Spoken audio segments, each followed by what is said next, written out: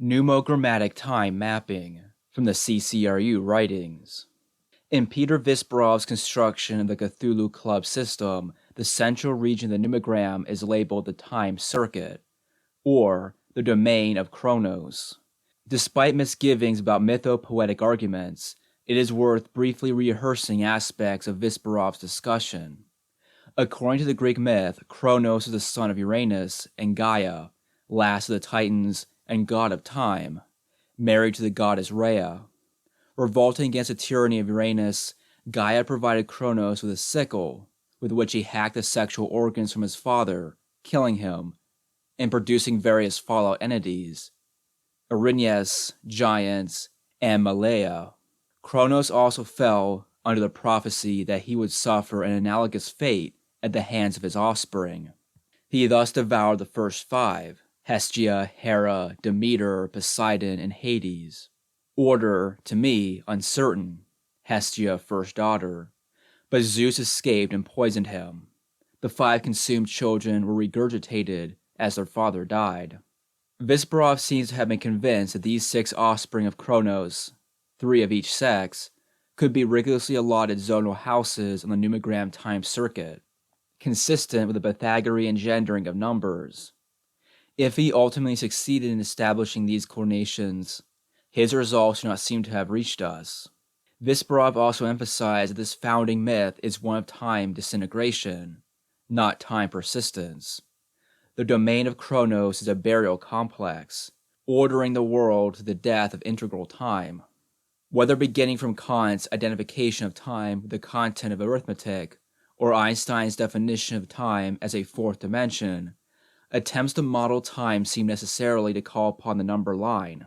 The most elementary and notationally efficient chronometric and calendric systems count time by addition of unit periods, from cesium atom half-lives through clock ticks to day counting and annual date changing. Whatever the scale, the procedure remains the same: the apparently basic arithmetical operation of additive succession, +1, +1, +1, etc. Of course, mathematicians have known for well over 2 millennia that the number line in no way compels such an assumption. Step-by-step additive progression by units is merely one arithmetically arbitrary mode of numerical accumulation. Nevertheless, it can at least be argued that this pattern of counting presents the overwhelmingly prevalent articulation of chronological common sense. Echidna Stillwell refers to Visbarov's time circuit as the hex. She demonstrates the arithmetical consistency between this region of the numogram and the Chinese classic of change, or I Ching. This intermapping is locked into place by two basic binodecimal echoes. 1. The 6-step cycle of digitally reduced binary magnitudes, repeating the series 2, 4, 8, 7, 5, 1. 2. The 9 twinning of these repeating stages. To quote Richard Wilhelm's commentary, quote, "The following lines, provided they differ in kind, correspond: the first and the fourth, the second and the fifth, the third and the top 6th line." End quote. Stillwell cites the Ma version of an almost universally familiar story. A poor mathematician from the great landmass came to the court with a game he had invented, now called chess, and the king was so enthralled by this diversion he asked the visitor whether there was anything he could offer as a token of appreciation. The cunning mathematician replied, "Your Majesty, perhaps if you were to place a grain of rice on the first square, 2 on the second, and continually thus, doubling the number on each successive square until reaching the final 64th one, it would at least spare me from the danger of starvation on my return journey." Shocked by the modesty of this request, the king readily agreed. It was in this way that the kingdom passed for the first time into the hands of strangers. This tale, attributed variously to Indian, Chinese, and Persian sources, with minor variations in each case, is now to be found mostly in schoolrooms, where it is used as an aid in the teaching of binary exponentiation. The topics it raises, whether concerning mathematics, games and power, number and trickery, numerical isomorphy between the chessboard and the I Ching, or other matters, exceed the scope of this discussion. 2 points will suffice for now. 1. The utter obscurity attending the origins of this tale provides highly suggestive support for Stilwell's ethnonymic hypothesis, with its argument that numerical potentiality is capable of generating spontaneous, unlocalizable cultural syndromes. 2. Binary exponentiation has a mythic dimension, now largely supplanted in modern societies by Moore's law of techonomic development. A privileging of binary exponentiation, rather than unit addition, is entirely consistent with the prominence of the number line as a model of time.